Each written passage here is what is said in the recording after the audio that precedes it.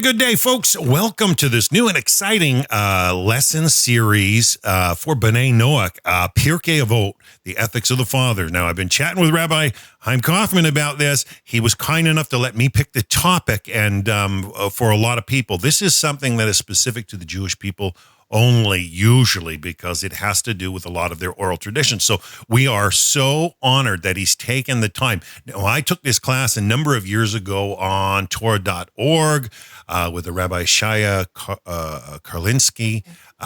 For me, it totally changed my mind in the way I began to look at things. And I was pondering and wondering, coming out of Christianity and looking for truth and honest depth, and there's nothing more important than the morality that actually begins to impact our lives and change our behavior.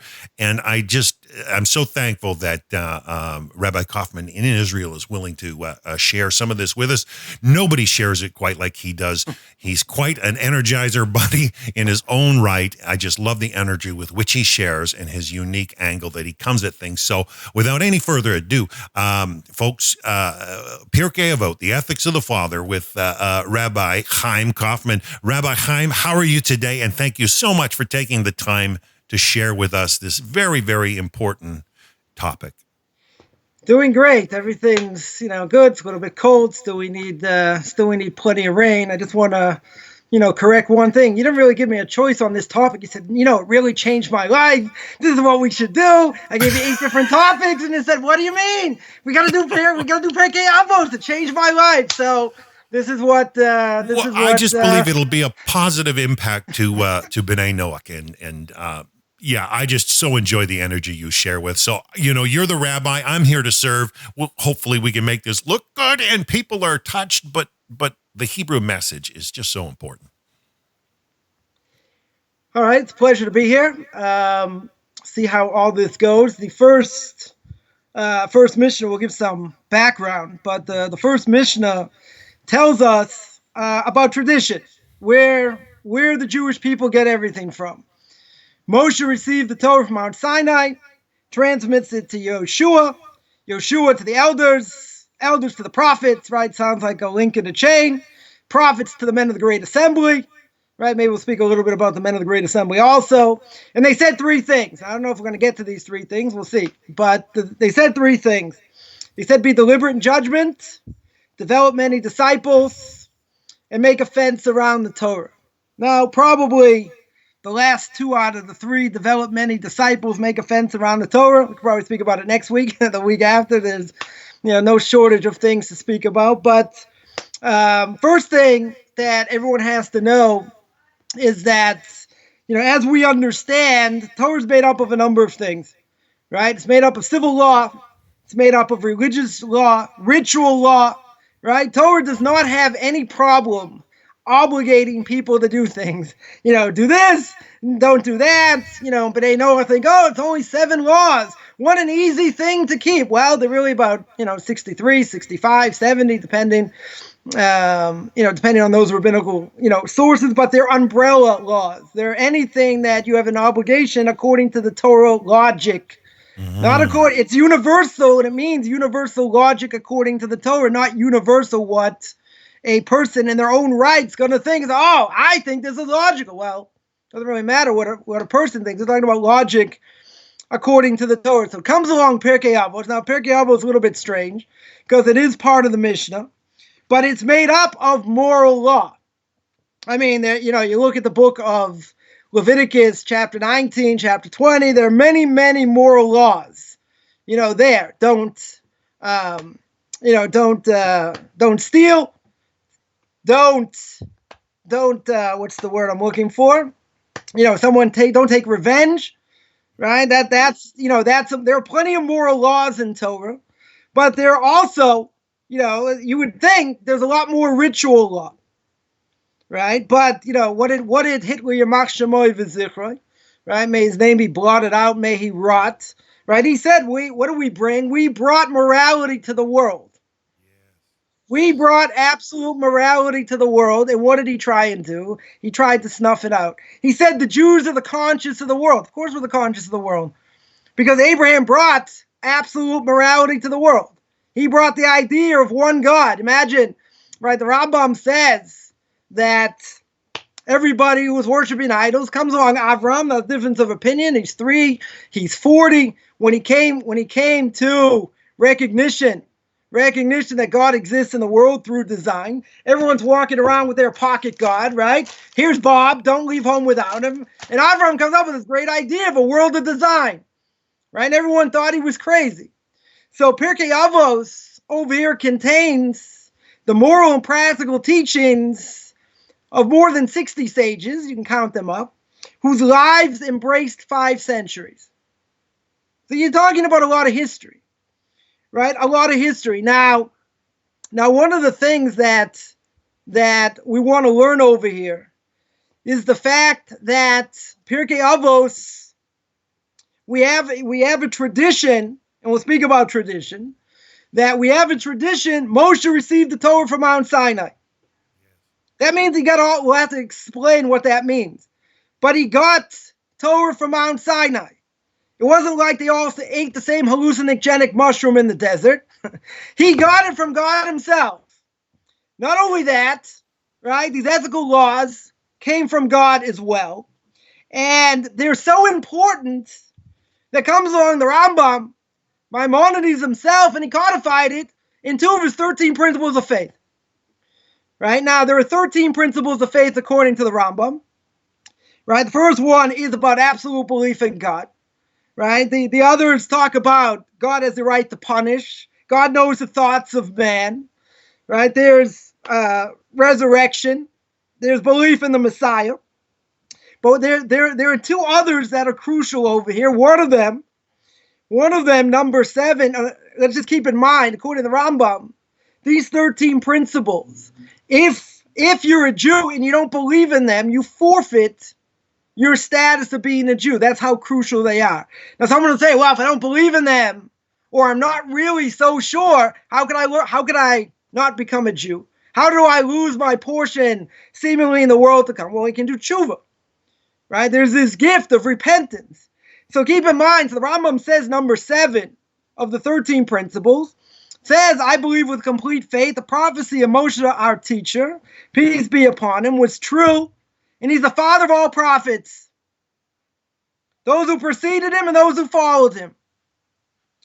So if we say Moshe received the Torah from Mount Sinai, where did Moshe get his stempel? Where did he get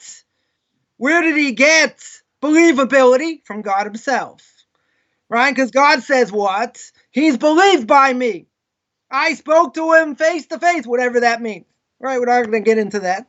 Right? But Moshe Rabbeinu, the prophecy is through God. Can't contradict it. Right? Can't add to it. Can't subtract to it. Right? That's one thing. Second thing is number 8, that the Rambam says, I believe with complete faith, the entire Torah now in our hands is the same one given to Moshe, our teacher. Peace be upon him. That means it hasn't changed. That means there wasn't a 5-year option to renew. Doesn't mean I can pick and choose and I can do whatever I want. And if you look at Jeremiah chapter 30, right, the Brit Chadashah, right, the new covenant, so we're not even going to get into that. But they misinterpret that like everything else that the Christians misinterpret, because the whole thing is talking about the old covenant and how we blew it. And we have to be much stronger in renewing the covenant. Can't go into a new covenant. Why? Because in the book of Deuteronomy chapter 4, verse 2, what does it say? Don't add to the word I command you. Don't subtract. You have to observe the commandments I commanded you. So if God says to Moshe, and Moshe gets a stamp of approval from God himself, and the entire Jewish people of the whole world knows that he is the prophet, then he couldn't add or subtract. So if he can't add or subtract, where are the Christians coming? Jeremiah chapter 30. It's a new bris. What do you mean a new bris? Can't contradict what Moshe says. You tell me he came and he fulfilled it, he did this or whatever. But in the end, the Torah didn't change. Right? Now we have to understand what the Torah is. Right? So that's the next question is, very good. Now we'll teach you how to think. You can't just, look at this stuff like you're reading a newspaper. You got to think. No. What does the Mishnah say? The Mishnah says Moshe received the Torah from Mount Sinai. Stop. So you're going to take that for granted, right? You'll believe every word I say. And you say we got the entire Torah plus oral tradition. But the question's going to be, okay, I just gave the answer. What was transmitted to Moshe Rabbeinu? The Mishnah doesn't say. Right? It just says he received Torah. So it's easy to understand if you want to tell me that the Torah he received was a written law. Very good. He wrote down all the stories, what happened to Abraham, what happened to Isaac, what happened to Jacob. They went down to Egypt while he was there. Right? All the stuff that went on, in the desert, and all the sacrifices and all the blood and all that and everything else that went on, he wrote it down. Now, is he able to change anything, or is he just a scribe? So the Torah says he's a scribe. Why is he a scribe? Again, I just jumped the gun, but Deuteronomy chapter 4, verse 2. It says, you shall not add to the word I command you. You're not going to subtract from it. You are going to observe it. Why? Because Hashem, your God, commanded you. He didn't open up his mouth and say, oh, I think this.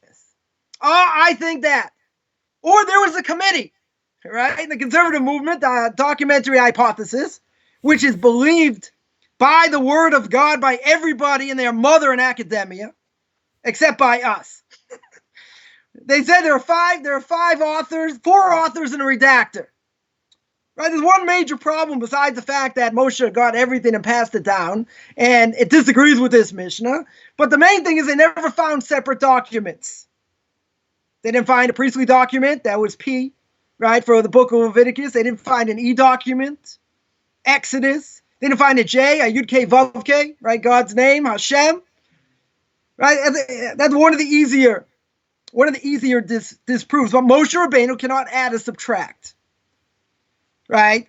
If he can't add or subtract, he's a scribe. If he's a scribe, right, the Torah is going to beg for explanation. Now, there is one question that if Moshe got the Torah Mount Sinai, right, if he got the Torah is not necessarily in chronological order. Now Rashi many times in the Torah will say, Ein mukdam or muchar b'Torah. It means there's nothing before, nothing after. It means he didn't write it down in chronological order. If you look at the sin of the golden calf in Parshas Ki Tisa, right, it's towards the end of the book of Exodus. It happened much later. It happened much earlier, but it was written down much later. So according to Rashi, I don't have a problem. It wasn't written. He didn't write it in chronological order. Right? So some people ask the question, well, what's this doing here? What's this doing there? It didn't happen yet. Right? Or it happened before. There are times the Torah will say something and it'll mention a nation, but they didn't exist yet. It didn't happen. Right? So Rashi explains that's why you need interpretation. Rashi says, what's going on? They're not here. So what are you talking about? All 3 of us, me, myself, and I. But it's not there. It's not there in the text. So Rashi says, no, it's not a problem. It's talking about the future. It's talking about what's going to be in the future. So just because things were not written down in chronological order doesn't mean you just throw it out and say, oh, it's not written in order. Moshe didn't know what he was doing. It was done by a committee. Who says it had to be written down in order? It says Moshe can't change it. Right? He has no right to change it. He's just the scribe. He's just the pen. Or in my language, God said it, he wrote it, that's it. He's not interpreting. He's giving over what the Torah says. So by written law, I can easily understand. Right? It makes perfect sense.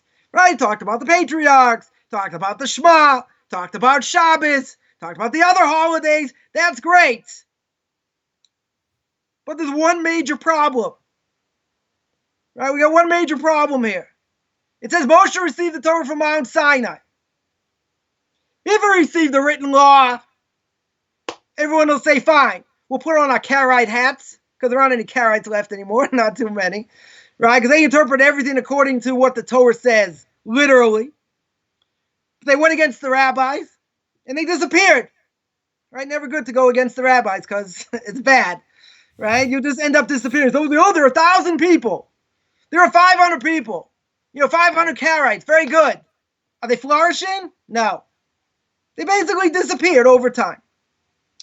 But the problem that says Moshe received the Torah, the problem is the Torah doesn't make sense. Doesn't make logical sense. 80% of the Torah you're going to read, we're going to give some examples. Give a few examples. You read the Torah straight out, you're going to say, wow, that's great. What does it mean? Where's the clarity? How do I know what to do? So there had to be a running commentary. If there wasn't a running commentary, we would have no idea what to do. We wouldn't know what to fill in are. Right? So for many people, especially non-Jews coming from the outside, right? Jews have an issue with this also. But they'll say, okay, you're talking about oral law. You're talking about the Talmud. You're talking about where Jewish law comes from. This running commentary, they weren't alive. Some people are going to say, if they weren't alive, they're just men. They're quote-unquote rabbis. Big deal. Why should we listen to them? Do we have anything else? Do we have anything else to base this on? No. So the Talmud we know, well, if you don't know, you'll know now, is made up of the Mishnah and the Gemara. Gemara is the commentary on the Mishnah, right? All these statements that the rabbis made, and we'll explain a little bit. And you got the Mishnah commentary on the Torah. And there are different questions going back and forth, trying to understand the Mishnah, what's going on, contradictions, different things.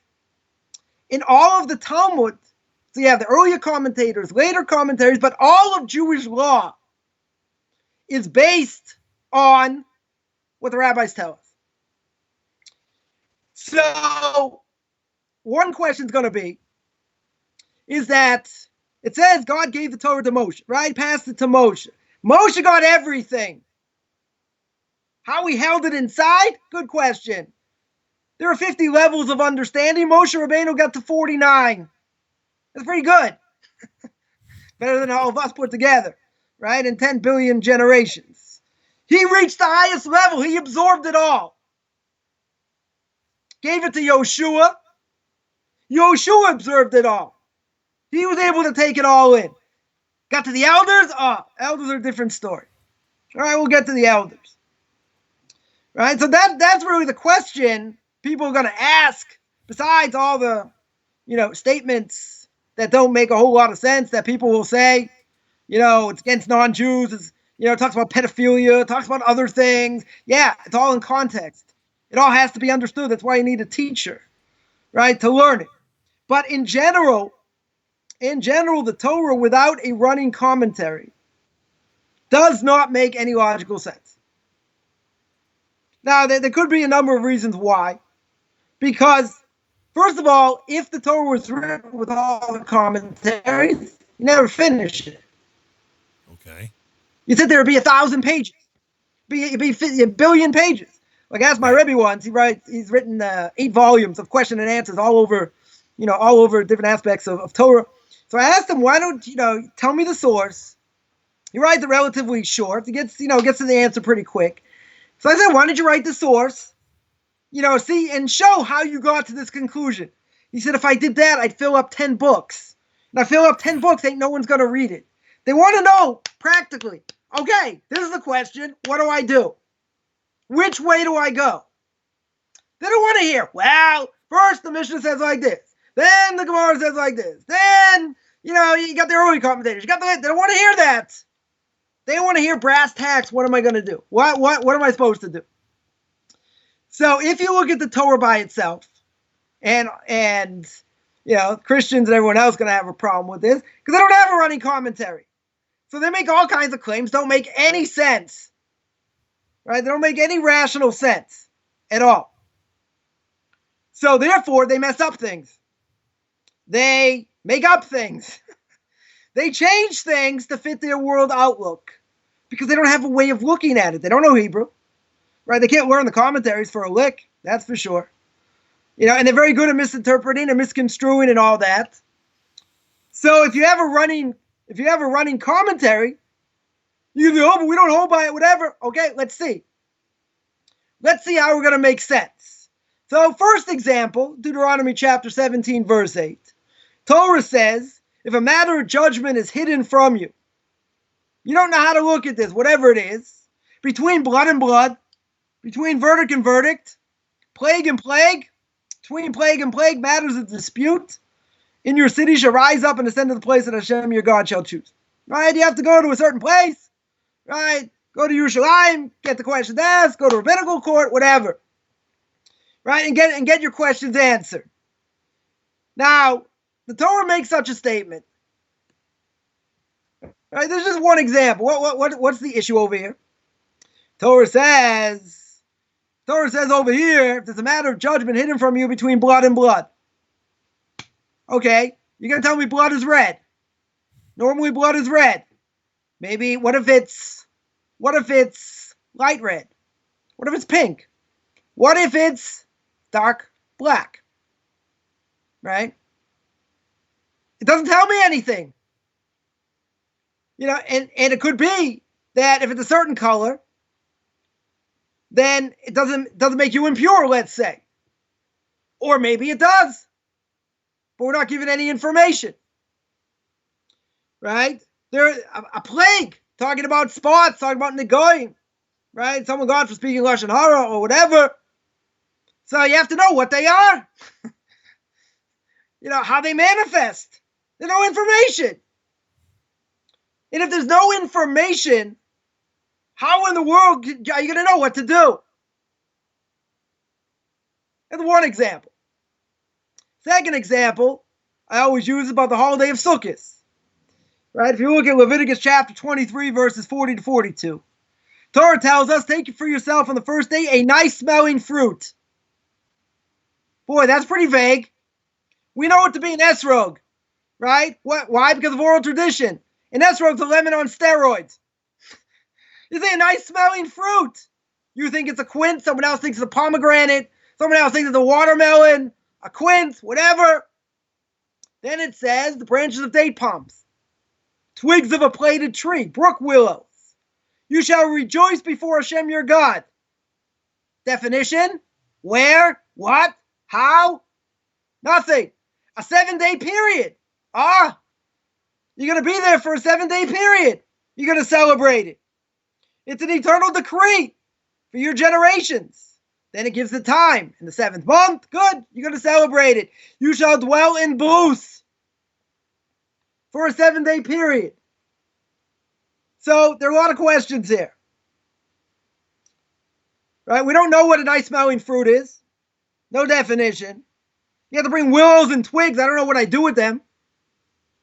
Right? How many? What they look like? How high they have to be? Can they be dried out? Some of them. And the Torah tells you sit in a sukkah. Sit in a booth. 7 days. Dimensions? Nothing. Walls? A roof? Maybe it's a teepee. Maybe you have to go in an igloo. Maybe you're going to be in a clubhouse. Nothing. Right? So Moshe Rabbeinu had to have some definition. Someone told me, actually, I think they converted, then went sour. If they had a proper conversion. And whatever, they went back to basically wanting to keep the law with JC. I guess being a messianic. But, my question was exactly this. So, you have to listen to the rabbis. Right? We don't have any other definitions over here. They said, no, you do it as you will. You want to sit in a teepee? Sit in a teepee. You want to sit in a hut? Sit in a hut. It doesn't matter. I said, oh, really? So let me give you another example. The book of Exodus talks about Shabbos. And it says if you don't get Shabbos right, and you get warned for the right transgression, what happens? If there was a Sanhedrin, you get stoned to death. If there were witnesses, you get stoned to death. Skila. Not only that, you get spiritually cut off. Right now, there are only 3 instances in the Torah that talk about Shabbos. What's forbidden? Not allowed to cook. Not allowed to carry. Right? That is the second thing. And not allowed to light a fire. There are 36 other categories according to the rabbis. Now, if you're not told what to do or how to do it, how can you get the death penalty? The Torah says, Mot Yumat, by Shabbos. You will surely die. When the Torah says that, okay, the rabbis tell us, what does it mean? Why does it say you will die, right? So we translate it as you will surely die. So you say emphasis. What do you mean emphasis? The Torah doesn't add any extra words. It doesn't tell me things I don't need. Right? So there has to be something else. But how can it be fair if God's going to come along and say, you know what? You have to keep the laws of Shabbos, right? As a Jew, you're going to have to keep the laws of Shabbos. If you're going to have to keep the laws of Shabbos, well, I'm not going to tell you what it is, and I'm going to fry you. Very nice. Well, how's that fair? On top of that, you got the Christians, right? The Christians will say, oral law. They made it up. We have our own scholars. We don't need the rabbis. We don't need the Talmud. Really? Let's analyze a drop. Where's King James Version translation come from? Or any translation? Comes from the Masoretic text. What's the Masoretic text? If anyone's ever seen a Torah scroll doesn't have vowels. Who put in the vowels?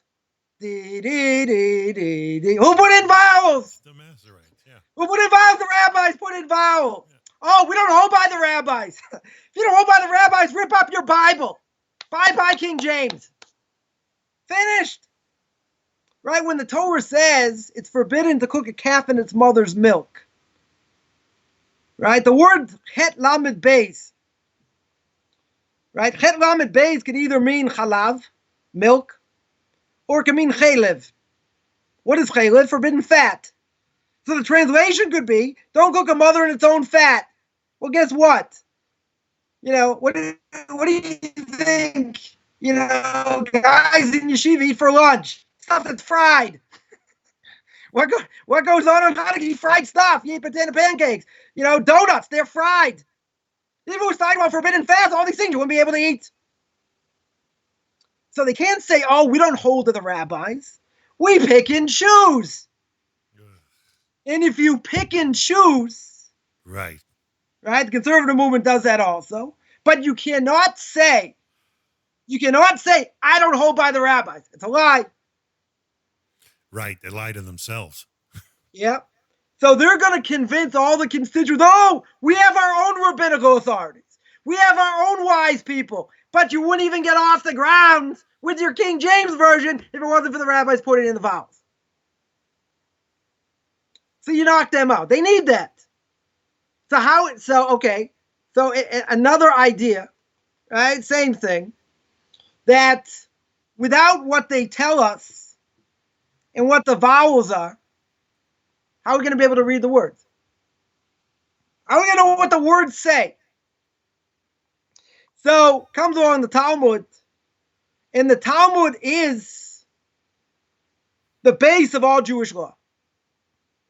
For Jew and non-Jew. Right? The laws for Noahites come in a few different places. Right? They're, scattered around. Right? But there are a few different places. And the early commentators, later commentaries don't really speak about them. Regardless, that is the source. We have no other source. Now, I want to mention one other thing, or actually a few other things, speaking about tradition, that we call tradition in Hebrew Masorah. Right? Masorah means tradition. I remember at a bar mitzvah many, many years ago that my parents' synagogue, right, a bunch of non-Jews there, and Sefer Torah comes out, someone's carrying the Torah, and when it goes by, everyone gives it a kiss. Somebody asked me, I was 13, 14, whatever. And someone says, so why do we do that? Why do you do that? So I thought, like Fiddler on the Roof, tradition. I didn't have an answer. Kind of silly. I mean, if the Torah scroll is so holy, of course you kiss it. What do you mean? Show it honor. Stand up for it. That's the answer. The 14-year-old kid, I know very much. Say tradition. So let's talk a little bit about tradition, because people throw this word around and have no idea. That they'll say, oh, it's only tradition. So give an example. A Jew is obligated to wear tzitzis, right? Tzitzis, 4 corners, right? A 4-corner garment, you wear tzitzis. There's also a command to wear techelis. Techelis is a blue string, right? Looks like the sky. So for many, many years, centuries, we didn't have this. We didn't have this blue string. So recently, in the last 100 years or so, people think they've discovered the dye and how to make the dye for techelis. Right. So there are a lot of people that wear it, and the majority don't. Now there's a question. The question is, if I put this string on with my other tzitzis, does it invalidate the tzitzis or not? And the answer is it doesn't. Right? There are 2 opinions. We hold according to the opinion. It doesn't invalidate. So people will say, okay, even if it doesn't invalidate, so let me wear it. What's the problem? If it doesn't invalidate, I get the mitzvah. Right? If it doesn't invalidate, I still get the mitzvah. Right? I'll just get the mitzvah of tzitzis not wearing techelis. Okay. I won't get the spitz mitzvah. I'll get my normal mitzvah wearing tzitzis. Right? So they'll say, what do you have to lose? You have nothing to lose.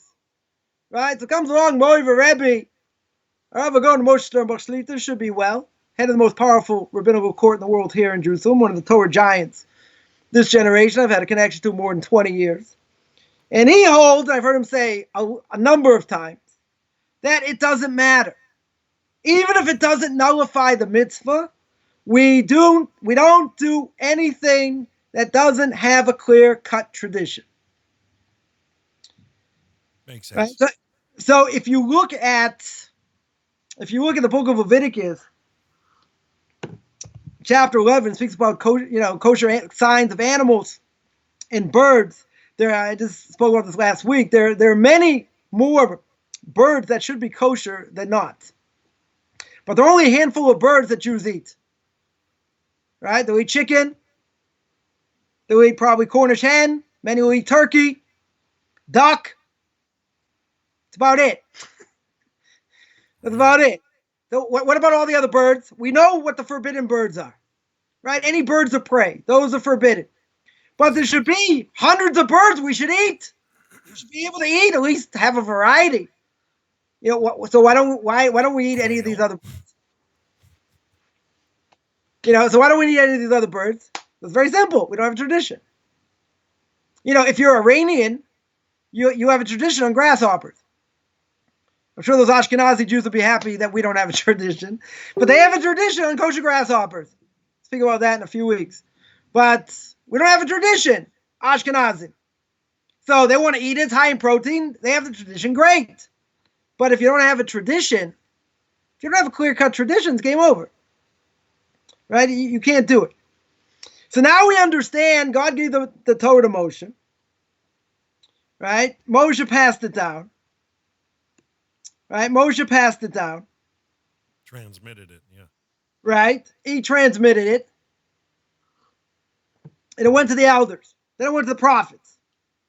So we mentioned before, once it got to the elders, it wasn't given over entirely to them. Couldn't handle it. It was too much. So each one accepted as much as they could handle. So you're going to say, well, how'd they remember? Remember, oral tradition was supposed to be oral. It was never supposed to be written down. It was only allowed to be written down for one very simple reason. Because the Jews were being thrown out and they were getting expelled, they had to write it down. Otherwise, it would have been forgotten. But it was transmitted. So we have an unbroken chain. Right? They passed on this one to that one. Right? Etc.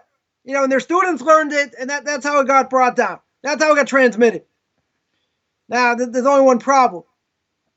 If it got transmitted in such a way, we just said, according to the Rambam, according to Maimonides, that hasn't changed. Right? There's a game called Broken Telephone. Right? You have kids in a class. Teacher will whisper to one kid, whisper to another kid till the end of the line. By the end of the line, it does not look like what the first kid said. Because it's passed down so many times. Right? But it's not passed down in the right way. So imagine God tells Moshe the Torah. Moshe passes it down to Yoshua. Right? And he passes it down, etc. You're talking 1,500 years until Rabbi Yehuda the Prince, or known as Rabbeinu HaKodesh, or Rebbe, as he's known, he wrote it down. He wrote down the Mishnah. He organized the Mishnah. Now you have to ask, 1,500 years passed. What happened to this chain? How in the world is this chain intact? First thing is, there wasn't one chain. There were thousands of chains. Right? It wasn't only one line of command. So what if you had, in this case, you had 10 lines of children. 10 in each group. That's 1,000. Right? You had 1,000 right there. If you ask the last person what they heard, what are the chances they're going to remember the original message? Probably pretty good. Because there are numerous chains. If there are numerous chains, even if there's a distortion, it's not going to be the same level. Even though we pass down to 5 people, 10 people, whatever, that's going to be pretty impressive. If it's going to be remembered. If it's going to be transmitted to 1,000 people, and you have people in that chain giving it over left and right, back and forth, it's not going to get distorted that much. I mean, if you think about it, you say, wow, 1,500 years. It's a long time. So it used to be, at a Passover Seder, there used to be 4 generations at the Seder. Right? There was the great-grandfather, grandfather, father, and a son. Right now, at one time, that great-grandfather was the youngest son. If he's the youngest son at the Seder, right, you get 4 generations.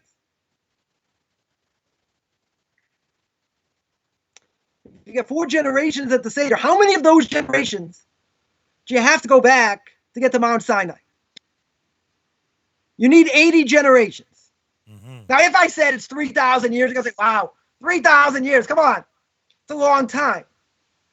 Right, but you have to understand, that great-grandfather who was a child, he saw his great-grandfather, 70, 80 years older.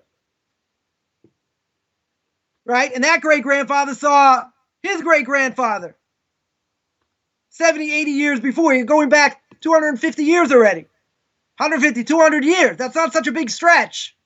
You're almost at the time of Elijah Vilna, the Vilna Gaon. Right? Almost 250 years ago. Then to go from the Vilna Gaon back to the early, another couple hundred years, not so hard to do. Till you get to the earlier commentators.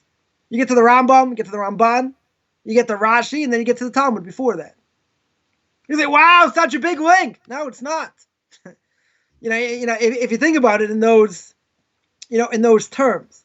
In any case, until it was written down, you had all these lines of transmission, thousands of chains. So, for example, how did women learn how to take challah after they baked challah?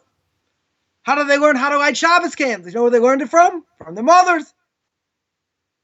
That's how they learned it. And gee, where did their mothers learn it from? Their mothers. And where did their mothers learn it from? Right? So that message, they're going to say, okay, come on, how far back are you going to go? So let's examine. From the day a person's born, right? A little baby comes home from the hospital. Right? What is she going to see? Can't see that much, but after a while, come Shabbos, going to see candles. Right? You're going to hear good Shabbos.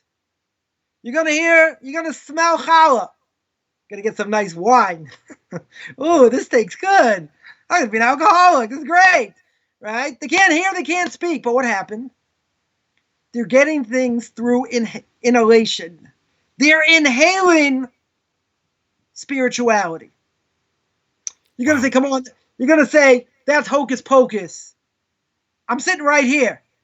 My feet are planted on the ground, sort of. But that's oral tradition. Because it's ingrained from the house It's ingrained from when they're little. So it's a logical system, right? We'll keep going here. It's not like a person goes, oh, it happened 3,000 years ago. You're thinking like it's the Matrix. Thousands of numbers, this, that. It's all going to be different. Not going to be the same. Right? But remember, if it's a random series of numbers, you forget one number. Right? Most people don't know anyone's cell phone numbers because it comes up on caller ID. So you ask them, what's the number? Say, I don't know. Speed dial 1. Right? Call your dog. Speed dial 3. Right? Call your uncle. Speed dial 8. Whatever it is. Do you know numbers? No. Right? We don't have rotary dials anymore. Right? That's in like, some Hall of Fame. Some like, whatever. One of these old museums or whatever. Like Archie Bunker's chair or whatever. Any case, I digress here. You forget one number. That's it.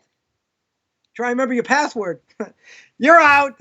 Nope, wrong password. No, it's this one. Nope. Miss a number, miss an exclamation point. So this is logical. Right? Torah is logical over here. And there are 13 ways of biblical exegesis to understand Torah. You can't just understand it one way. There are many different ways. Right? That's another aspect. What about centrality? If you look at what the Talmud is and how important the statements are by the rabbis, if it's so important to us, how could you forget it? Right? It's crucial. You can't forget it. If you were to ask somebody, how much money do you have in your pocket? Person could probably tell you to the penny, to the cent. Why? Because it's something important. Right? You're going to know more or less. Right? You say, hey, what did Rashi say last week's parsha? Say, hey, was he a shortstop for the Yankees? Maybe he played the CFL. Maybe. Right? Couldn't make it in the pros. He played in the Bush League. Anyway, sorry, I had to get that in. Any case, if the Torah sent in Canada, right? I understand. Whoever's in Canada got it. In any case, if the Torah is central to your life, I'll tell you the following story. My Rebbe slaughtered me on this.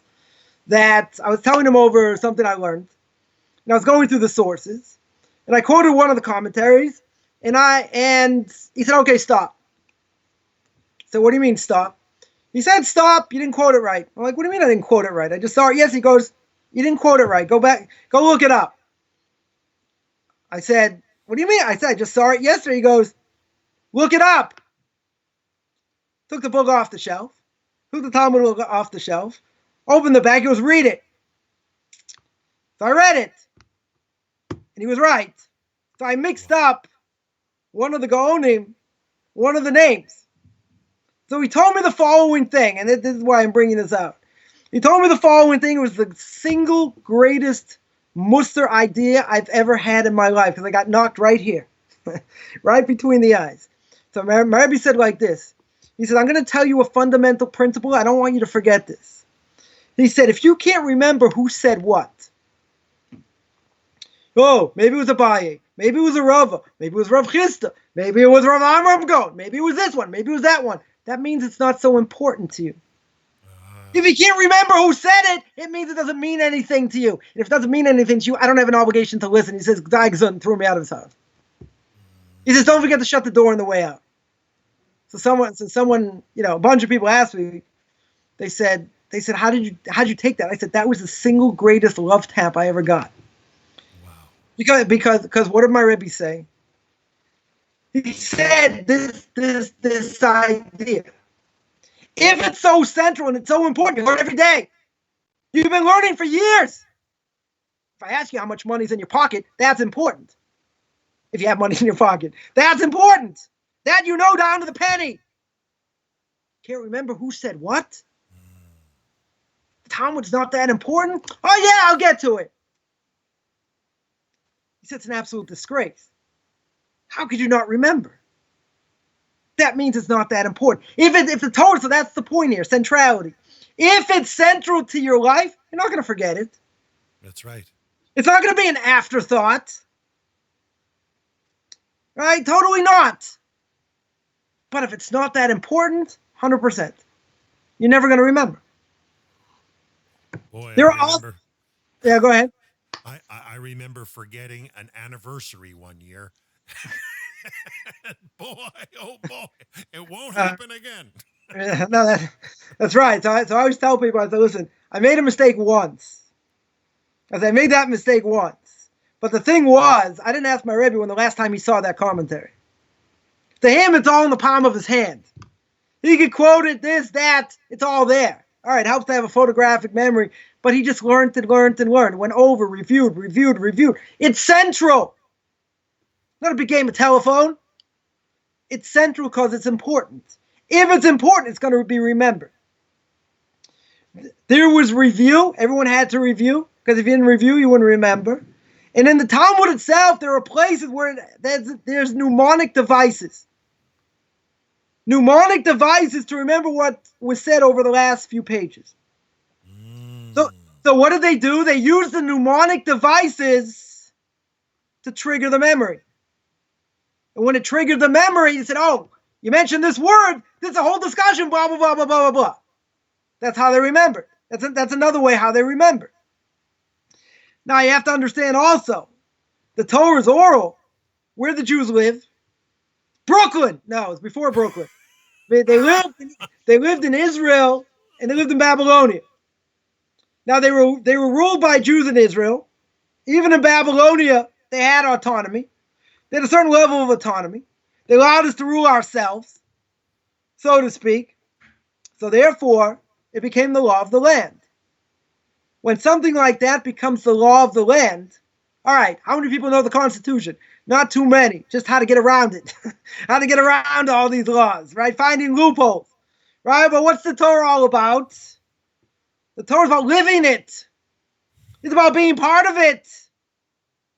And if it's part of the land and that's what you're being ruled by, you're not going to forget it. You may be looking for loopholes, fine, but you're not looking in the Constitution. You're looking in the biblical Constitution. You're looking at what the Torah says. Now, also, when the Mishnah talks about mikveh, for instance, it predates the Mishnah. Right? There are tefillin that go back 2,100 years. I mean, the Torah says you have to put frontlets between your eyes, totafot. That doesn't translate. Rashi says it's not even a Hebrew word. It's an African word, Coptic word. Put two letters together, totafot. Tot means four. There are four compartments. But how do you know what it is? So we have historical data that when the Torah says a pit, there are 100 laws of mikvos, of a mikvah. There are mikvahs found on Masada, the Herodian mikvahs. And guess what? Every single one of them, just by luck, but we don't believe in luck, just by luck, they're all the same. What are the odds? On the 15th of Nisan, on Passover, you go anywhere in the world, there are going to be 3 matzahs, there are going to be 4 cups of wine, there's going to be the cup for Elijah, right? You'll be singing, you have charoset, you have bitter herbs, it's all the same. So if you go anywhere in the world that's like that, now I can tell you, growing up in the 70s, I grew up in the conservative movement, and they wanted to show solidarity with Russian Jews that couldn't get out, right? What we call refuseniks. So what do? They made a Haggadah, and in the Haggadah, they added another matzah. They added a 4th matzah. What was the 4th matzah? To show solidarity with those Jews couldn't get out. That's such a great innovation, you can't even find those Haggadahs today. That didn't even last a generation. There you go. So oral law has to be real. It has to be constant.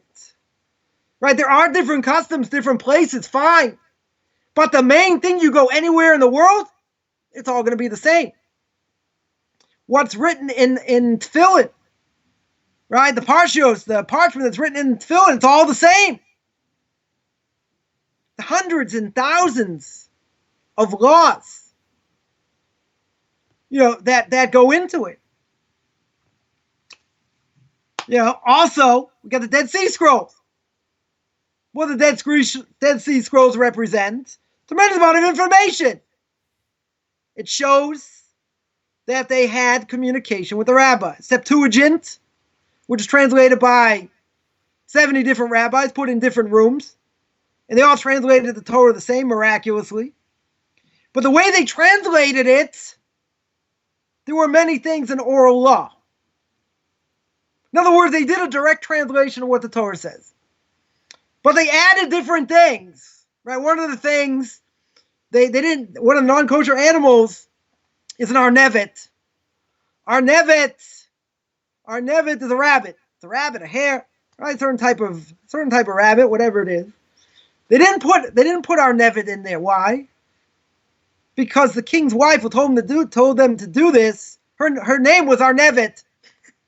So if they would put Arnevet in there, they'd say, oh, look, the Jews are making fun of me. So how did they know? How in the world did they know? 70 rabbis, 70 different houses. God gave them all divine inspiration. Amazing. So you get the prophets, Jeremiah. Jeremiah says you're not allowed to carry, you're not allowed to do commerce on Shabbos. Jeremiah! After the Torah is given. Now, if you look in the Torah, again, there are only 3 categories. Not lighting a fire, not carrying, right? Not cooking. We see by Tzlofchad, he picked up sticks and he got killed. That was something else. Things you're not allowed to touch. Fine, another category, so to speak. Nonetheless, the Torah does not say you're not allowed to do commerce on Shabbos. Comes along Jeremiah and he says, you're not allowed to do commerce. Why? Where do you know it from? You got lucky. You got lucky. What do you mean you got lucky? How did he know? So even though it's totally complex, there is consistency. There's a calendar. How do we know when the holidays are? That's a good example. Hillel fixed the calendar. He knew every 7 years out of 19 years you have to make an extra month because it's not going to fit. You need an extra month because we're going to lunar calendar. Right. By the Muslims, they can have Ramadan anytime. Winter, spring, summer, fall, doesn't matter. For us, Passover has to come in the spring. And Sukkot has to come in the fall. Right. Because if you go sit in your booth, whatever it is, and you go in the summertime, well, looks like you're going to be sipping pina coladas. You're going to be in the shade. That's beautiful. But you're not showing you're doing it for the mitzvah. You're doing it because it's hot. Right? I'll be in Australia. It's like 50 there. It's like 110 in the shade. Like crazy. Right? So, yeah, I'm going to put up my sukkah. I'm going to sit in the sukkah. They say, of course you're going to sit in the sukkah. It's 150 degrees. You don't want to fry. Right? And the last thing is, just to show how this is consistent, is cholent. Right? What is cholent? Cholent is something that we eat on Shabbos. Right? It's a mixture of beans, barley, potatoes. And they say, or it shows that the more you cook it, the better it gets. So why do we eat something? Why do you eat something hot on Shabbos? What's our obligation as a Jew to eat something hot on Shabbos? To show we're not Karaites. Why? Because the Karaites say you're not allowed to light a fire. You know what that means? They sit in the dark. Doesn't sound like so much fun, especially in the winter. You sit in the dark and you eat cold food. The rabbis decided, you know what? We're going to show we're not the Karaites. So we're going to obligate you to eat something hot on Shabbos. When you eat something hot on Shabbos, what does it show? It shows you're not a Karaite. Because they took the Torah literally. And when you take the Torah literally, yes, you will disappear. 100% you will disappear. And it's not about God's going to come to me and God's going to speak to me and God's going to put me on that path. Not going to work. Right? Because you're not going to understand what to do. You're not going to have a clue what any of this means. Right? So here, throughout that long diatribe, right? Moshe receives the Torah from Mount Sinai. Now we say it's not so simple, is it? What did he get? He had to have gotten everything, and it had to get passed down, and we see it was oral, and it was passed down, because otherwise the Torah doesn't make any sense. right? Probably 75 to 80% of it does not make any sense at all. And God cannot obligate someone and punish. This is logic. It has nothing to do with rabbinical anything. So the Karaites will be whistling Dixie, right? They'll be licking my bootstraps and say, look, he's right. It's pure logic. Because God cannot punish someone if he doesn't tell them what they're being punished for. Yes. He can't fry you like a lobster and say, okay, we're going to kill you because you didn't know. Hey, you didn't tell me about picking up sticks? Like that's it. It's game over. You can't punish someone and say you're going to fry in hell forever, or you're not going to get a portion of the world to come if you don't tell him what he's obligated to do. I mean, the Torah says by Sukkot you have to sit in the booth 7 days. But that's not true 100%. Because the last 2 days are Simchas Torah. Sorry, Shmini Atzeres and Simchas Torah. Here in Israel, it's all one day. But here in Israel, you don't sit in the booth. You don't sit in the Sukkah the 7th day. Outside of Israel, you do. You don't make the blessing, whatever.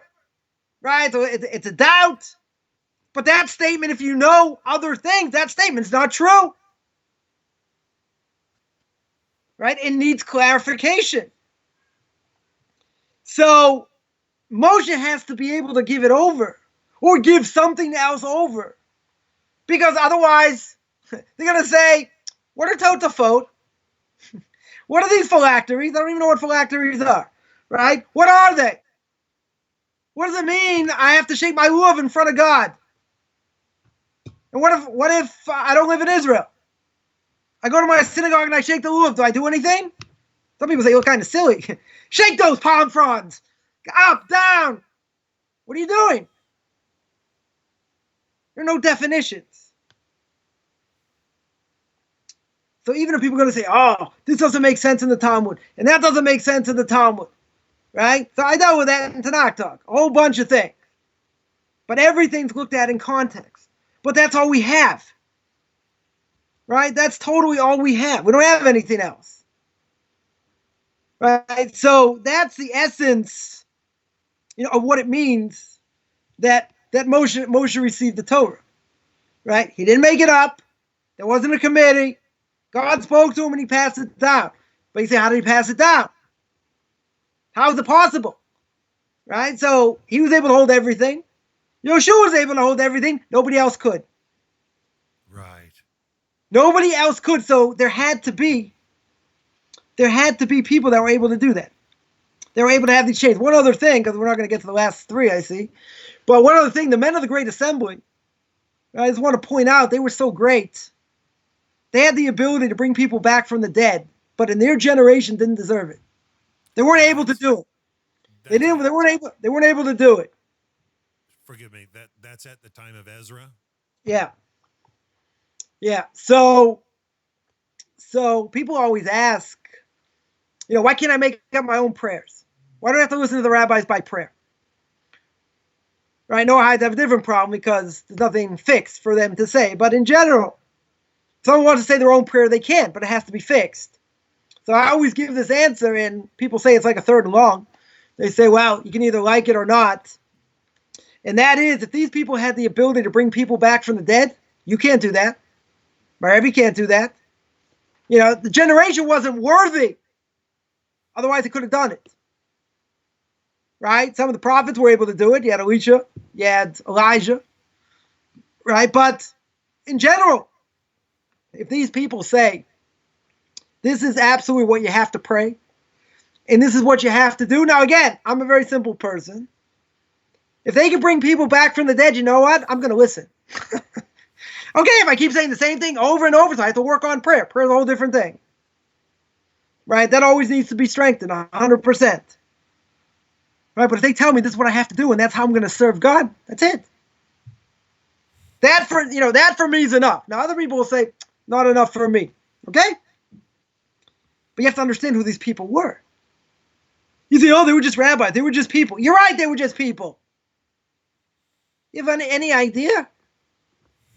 Any idea talk about Rabbi Akiva? Started learning at the age of 40. Went to learn, with kids 5 years old. Didn't know olive bays.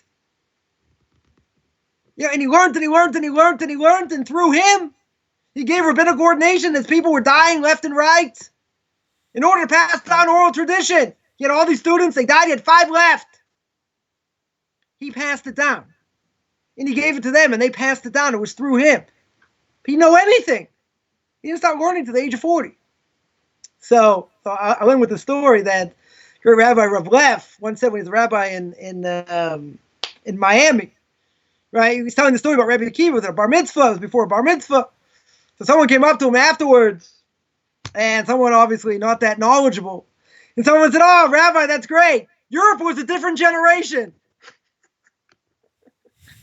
He said, "Europe was a different generation." Yeah, Rabbi Akiva was like 2,000 years ago. So come on, you expect us to reach Rabbi Akiva? That was a different generation. That was like in Europe. Ignorance is bliss. I couldn't make up this if I wanted to. Yeah, so I guess that's what I wanted to say about, oral law. I mean, if you want, I could continue. Otherwise, Rabbi, that's great. I think the biggest thing that you've shared with us today, especially for B'nai Noach, is that, the chain. I mean, we can always pick up a Pirkei Avos book. We can always see classes and things online and read through the actual texts and things. These things are available in this day and age.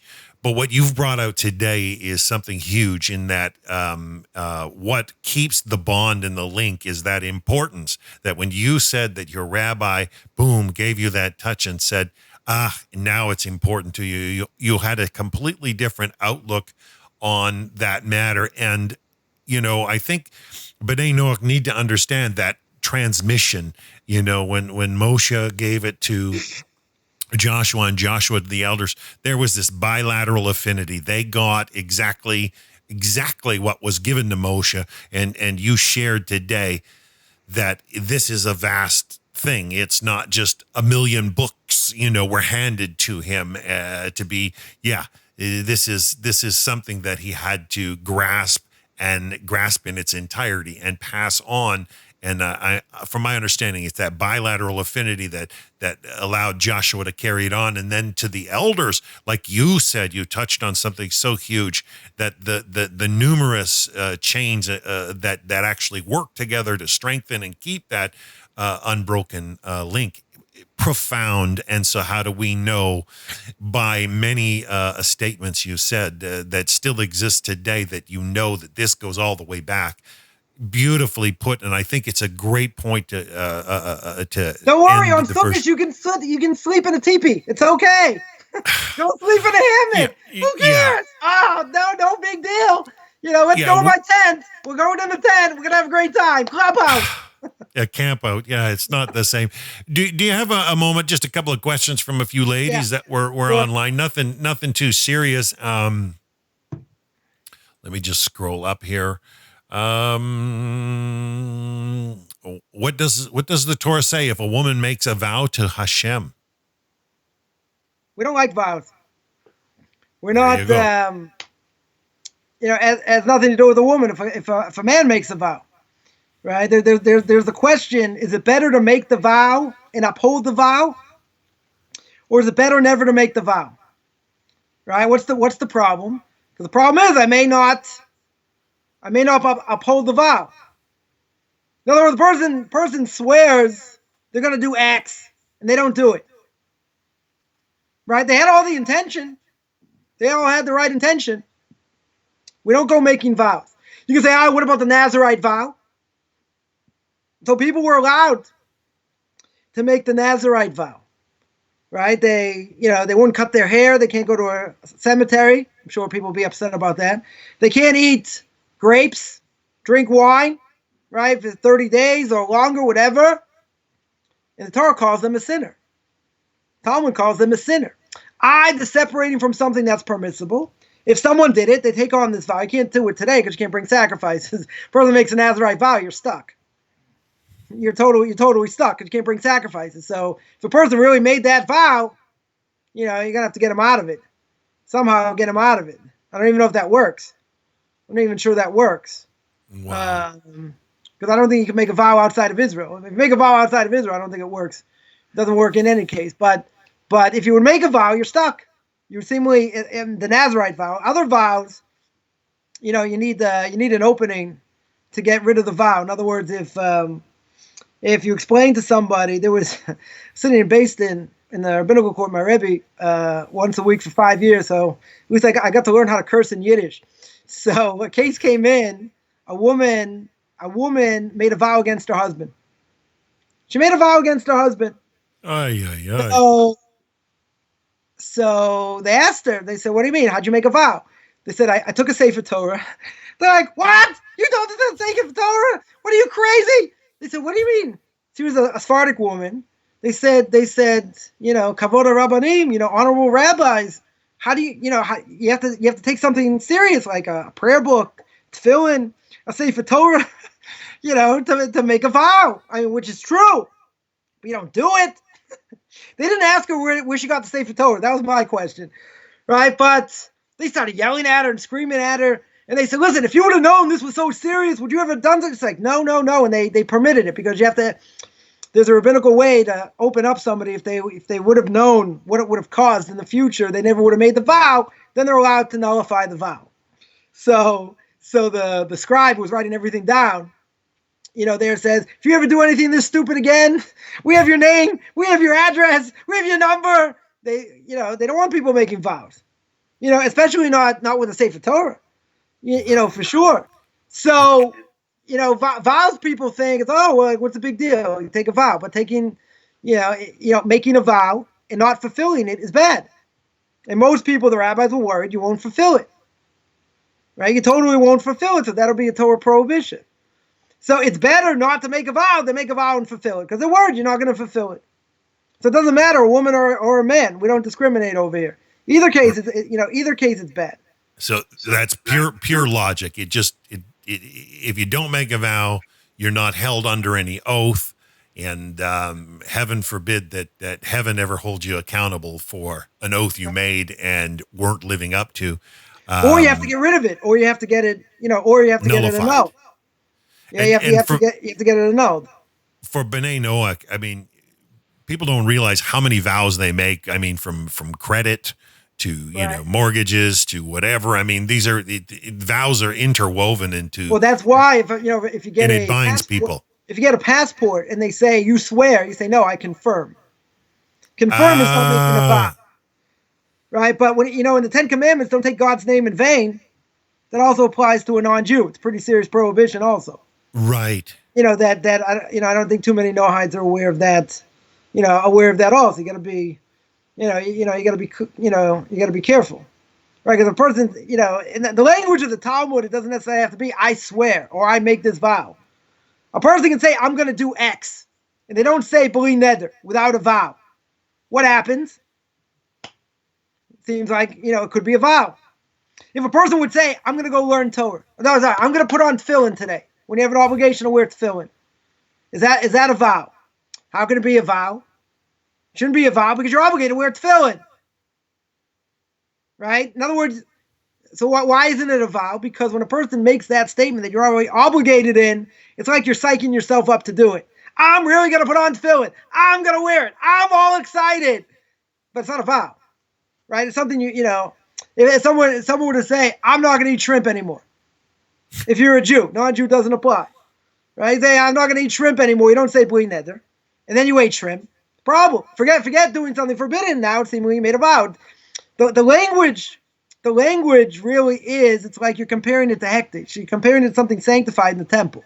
We don't talk that way today, right? Wow. So the Torah is written in the language of man. So if the Torah is written in the language of man, I could make a statement that would definitely obligate me if I'm not careful. That's why right. Jews have an obligation before Rosh Hashanah, nullification of vows. And it's a pretty serious thing because we're not, a lot of times the person say they're going to do X, Y, or Z or whatever it is, and at the end of the day they don't say b'li neder. They don't say without a vow, and then you might have got stuck with a vow. Right. The question, what if you did it in your mind? If I did it in my mind, do I have an obligation? By charity, I might have an obligation, even if I didn't say anything. But you thought in your mind, I'm going to give X amount to this person. I guess that's when it becomes an act of the will, isn't it? A commitment of heart and yeah. Yeah, but normally we don't say that because normally we say words in your heart don't mean anything. In other words, if I think something 9 times out of 10, it doesn't really matter. It doesn't matter because I'm not actualizing anything, right? But if I think about something forbidden, if I think about immoral things, if I think about idolatry, but I don't act on it, in my mind I say, "Wow, here's Bob. I love him. I love you," right? So you say that in your mind. It could be you transgressed. Could be that's a Torah prohibition of idolatry, but it only works by idolatry or immorality. Other things, if I think in my mind, doesn't really apply, right? Because the general rule is whatever's in my mind stays in my mind. It's not actualized. Wow. Well, I don't know if we should go. One more question. Somebody had asked, can a woman read Mishnah and Gemara? That's a whole big topic. Okay, so we won't get into that. I'll just tell you quickly that the Talmud says that a woman who wants to learn that doesn't mean she's stupid, doesn't mean she doesn't have a high IQ, but she's not going to find fulfillment. Right? People make the mistake and think, I'll get fulfillment. It's a feminist thing, and it's only the guys, and blah blah blah. No, women have a different role. But even whatever, that's a whole different discussion. But we'll speak about it one day. I just want to, you get these big time feminists. Yes. Someone to this class with this big time feminist, and they say, okay, there are any differences between men and women? And these feminists go, no. They go, okay, let me ask again. Any differences? Anything you can think of? I can think of one. Women can have children. Guy can't. Right? Guy can't. That's one difference. Right? But they want to say, I want to be just like a guy. But the Talmud says, right? Talmud says clear. If you want to learn it, it's not for you. It's not to your benefit. So even if you're not a feminist, and you want to do it because you want to learn and it's great and whatever, and you like the intellectual stimulation, but the Talmud says it's bad for you. It says "Ma'im genuvim yimtaku," like stolen waters are very sweet. So if you tell someone, it's permissible, you love it, whatever, yeah, I'll get to it. If you say no, you're not allowed to learn it, everyone says, I want to learn it. Why can't I do it? The desire for the forbidden, yeah. Right. So in general, if you're going to tell me that, the Talmud says it's not good for you, so then you have to ask the question, okay, so why do you want to do it? So I've had people tell me, I'm not a feminist. I get enjoyed, blah, blah, blah. Okay. But the Talmud says you're not going to find your fulfillment. I don't care if you're not a feminist. Doesn't matter if you're not a feminist. Right? If you're going to learn something that they tell you it's not good for you, then why are you doing it? Yeah. If it's selfish oath, selfish reason, listen, even if it's just for I tell enjoyment. People, I could keep you busy for the next 250 years. Of course. You can learn Torah, you can learn Tanakh, you can learn Jewish history, Jewish philosophy. I can almost make anything interesting, right? The prophets, the writings, million things to learn. Musar, you can learn Musar. There's a million things to learn, but you only want to learn that which is forbidden. I got this question the other day. Can a woman learn Kabbalah? Similar question. So the simple answer was that, I had a friend of mine I went to university with that was finishing up his quote-unquote rabbinical degree, and he said that, if I'm going to be a heretic, I should know what I'm being a heretic about. So I was learning about Kabbalah at Hebrew University. Right? So what did he say? He said, I was learning about the spheres, the 10 spiritual worlds, and this and that, whatever. So he said, what do you think about that? So I said, Madonna doesn't know the Aleph base, and she learns Kabbalah. So I said, if she can learn Kabbalah, you can learn Kabbalah. So he started to laugh. And he goes, it's very funny, good joke. I was like, I wasn't kidding. I go, you've never learned through a tractate of Talmud. You never learned anything. I said, let me give you an example. I said, can you study calculus without algebra or trig? No. I go, why not? Because you don't have the base to understand anything. A good way to put it. Touchdown! Of course. You don't have the base. If you don't have the base, you're not going to get it. I don't care how they water it down. It's not Kabbalah. Not practical Kabbalah. Right? You're not going to get it. You're totally not going to get it. So you want to tell me you want to learn it and it's esoteric, whatever, you got to learn. You got to go through, you have to go through most of the shots, most of the time when you have to spend years and years also perfecting your spiritual side before you even touch it. If you tell me I'm going to learn like a midrash, and it's like an interpretation on Chumash, on the Bible, maybe we'll say it's not so bad, right? But, there's so many things that are deep, you don't need to get into that. Right. And you're not going to get it. You can talk about it. I've seen people, not going to mention them by name, see these morons that start quoting all this stuff in the spiritual world and this, and it means that I don't know anything. Yeah. Just laugh. I try my best to avoid the ultra spiritual, the completely unfalsifiable, but I love the way you explained the beauty today of the chain, the connection all the way back. And it's real, it's tangible, and it's evident in exactly what the Jewish people do in things that don't pertain to us non-Jews, but the beauty shows the reality of the transmission. And no, but I just hope that it does apply to non-Jews, because whatever the non-Jew has to keep, right. That's the source. So the chain is crucial for them. It's absolutely crucial for them. Then forgive me Some people told me, oh, you're teaching about Noahides, and it's a Christian thing, and it's made up, and it's, what do you mean? Either you hold by what the rabbis say or you don't. Right. But they're the ones that bring it down. It's not a Christian thing. I don't know where they get that from. I don't know, maybe they ate the same hallucinogenic mushroom. Yeah, no, I was implying things like the tzitzits you were talking about, and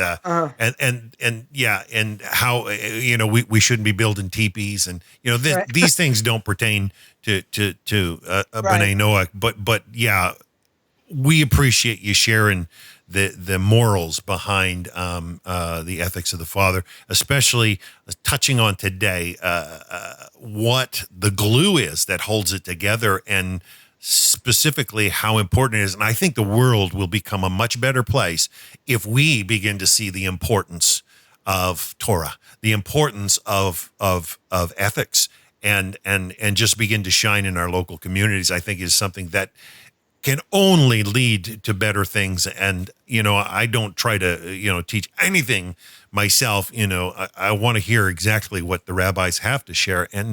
And it's a joy that you're willing to share. So, we've gone a little long today, Rabbi. We're about an hour and 20 minutes in. Mm-hmm. Shall we call it a class for today? And whatever you want. I'm still free. So if anyone's got any questions, one thing I'll mention that I've had people, family members, others say, "Oh, you've changed. You're the one who's changed." I said, "Yeah, I'm just reconnecting to that link in a chain." I said, I'm that link that goes back 3,000 years. Reform and conservative Judaism have only been around 100 years, 120 years, whatever, and they're disappearing. So we are the real deal. We go back to that link in the chain. That chain doesn't, that chain doesn't stop. I had somebody here that I grew up with, or whatever, this woman, she remarried. And this guy's telling me his daughter's into marriage, his kids are into marriage. So I can't stand, going to their house around this time of the year, to see the tree, whatever. I don't understand what happened. How they couldn't, they intermarry, whatever. So I said that, a Jew without the Torah is like a body without the soul. Yes. So I said, you got that strong feeling because your parents gave you that strong feeling. But you can't pass down a feeling if it's not based on anything. So this person looked at me, he's like, wow. Like light bulb went off. And he goes, I guess you can't pass down a feeling. Pass a pizza. And that was it. That was it. That's as far as it went. Wow. I didn't go, it didn't, it's not going to change. His kids aren't going to change. Right? But he's like, I'm there under protest.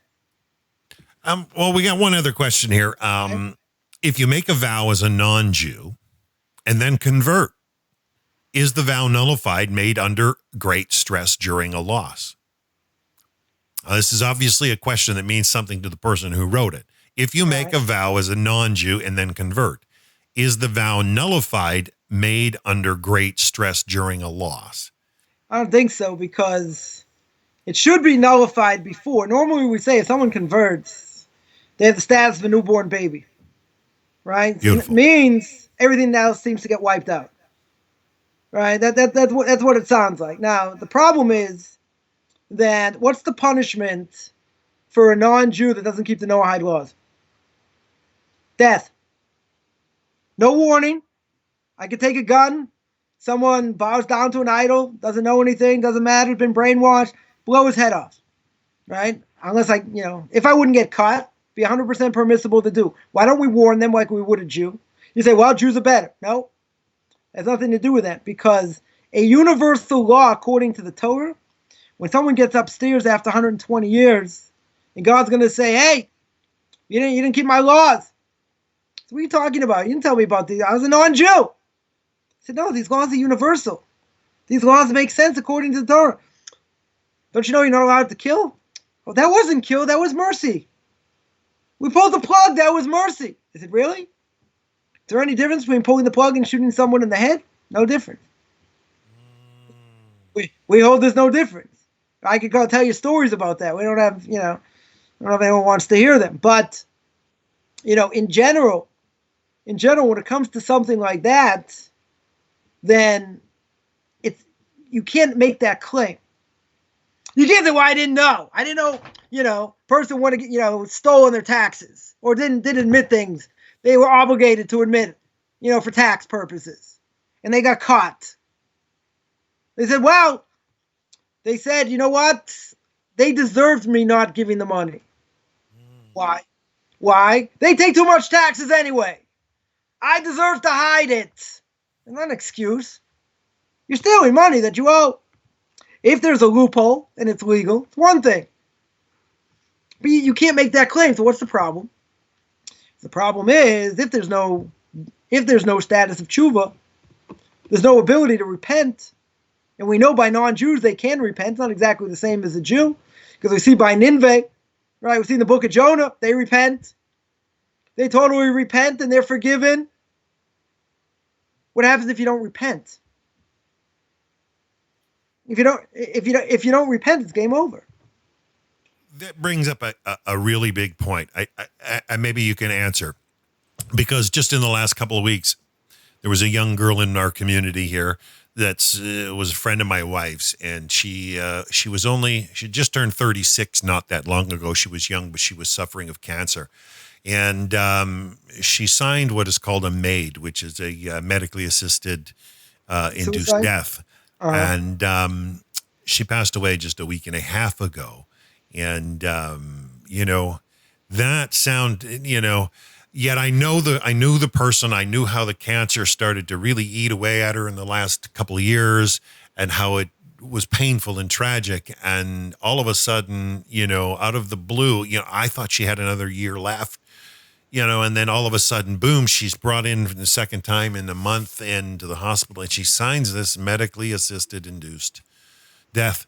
And basically, that's worse than pulling the plug. I mean, it's You're doing it's it to saying, yourself. yeah. And,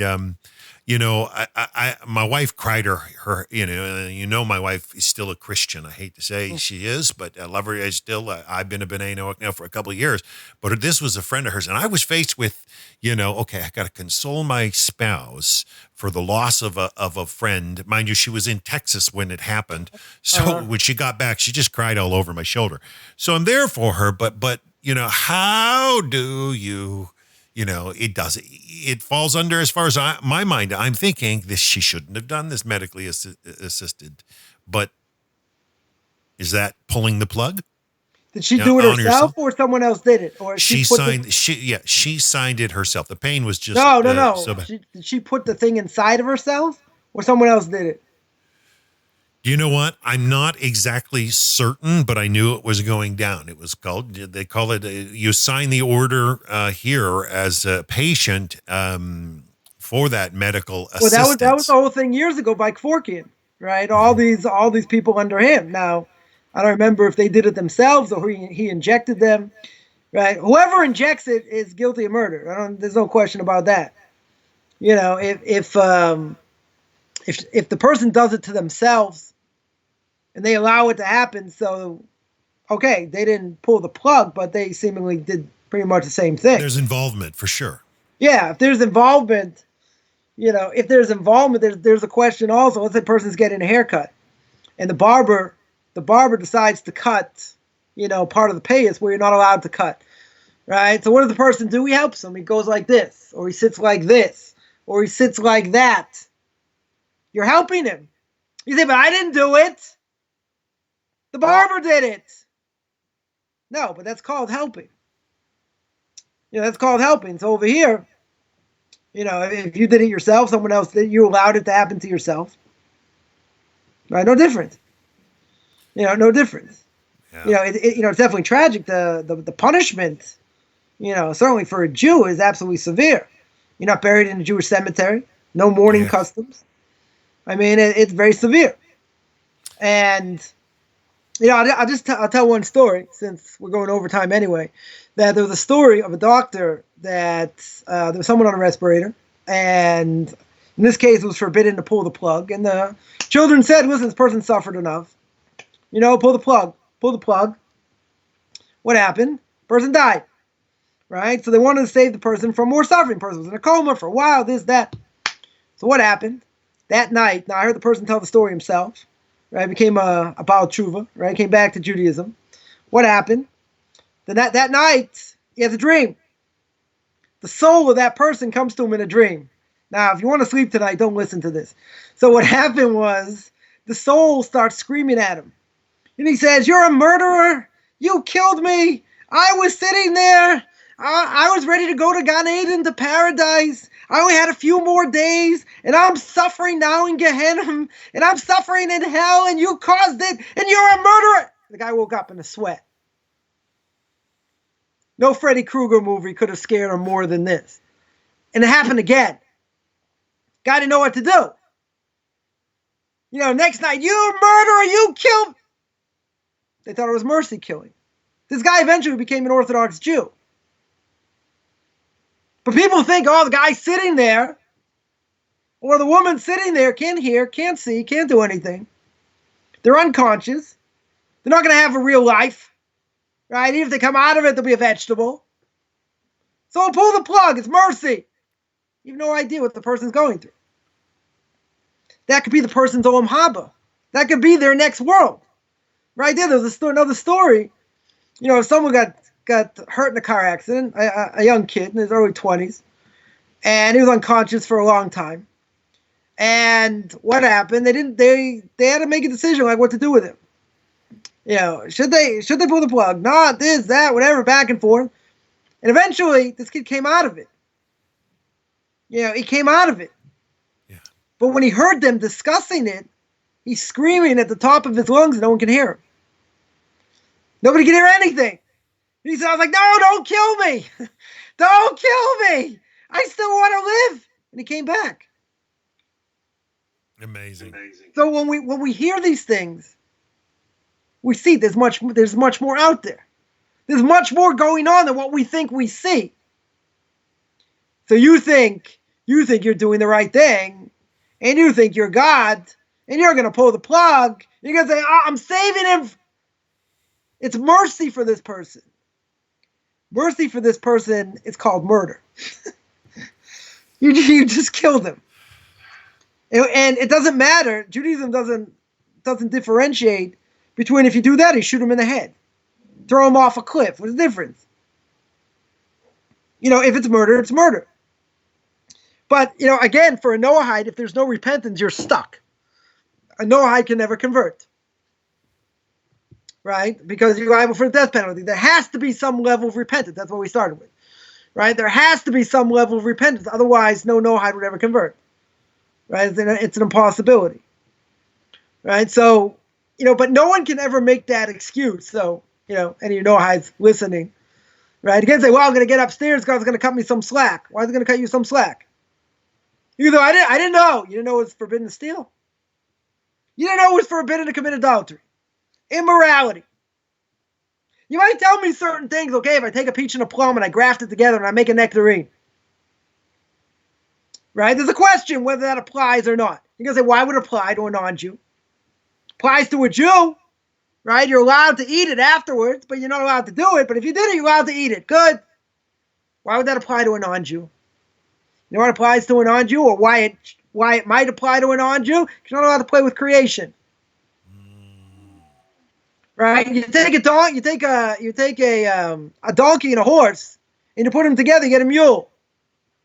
Mule is a very strong, dependable animal. There's only one problem with the mule. Sterile. The problem with the mule is sterile. Can't reproduce. So God's going to say, okay, you want to do this? You want to play with creation? Okay, I'm going to make it sterile. Can't reproduce. Right? So you might say, oh, but that's not one of the Noahide laws. You allowed to play with creation? Isn't that logical? Why should you be allowed to do this? You're allowed to genetically modify food? Okay, you're allowed to eat it. Who says you're allowed to play with God's creation? That doesn't mean he's going to stop you. But people say, oh, that's not the Noahide laws. It's logical. Right. It's totally logical. It makes sense. Yeah, we have that problem here in the West. I mean, a lot of GMO grains. If you knew how half the stuff was made, you would never eat anything. Yeah, that's the bottom line. The more I learn from the Jewish people, the more I find myself saying, "Oh, I don't want to eat this." I shake my head, and it's like, I look at it, and I say, "Oh, 5 years ago it was so delicious, and I'm not even going to try." Some things I find them. The older I get, I'm like, oh.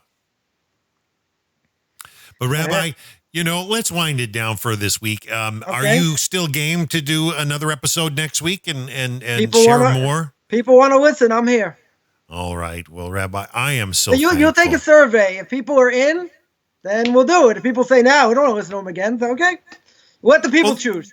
The numbers tell the tales. Next week here, would be Christmas Day in the West. So, I mean... It'll be Hanukkah here also. I'll be chopping up my donut while I do it. Well, you want to see something totally unhealthy? Here, look at this. Well, I'm game to keep it open if you are. So we'll take a look at the numbers. I'll let you know, and if we're game, we'll post it. And I want to thank everybody for tuning in, and especially I want to thank Rabbi Chaim Coffman for beginning to open our eyes and share some of the ethics of the fathers and how the chain links all the way back. So until next week, we might actually get to the ethics. Maybe. I think you got to some ethics today. Ethics of the father without ethics. What a great class. So until then, folks, we'll probably do it next Wednesday, which is December 25th. So I'm looking forward to it. If Rabbi Chaim's still game. So we'll do it on Hanukkah. We'll spin dreidel. We'll have a great time.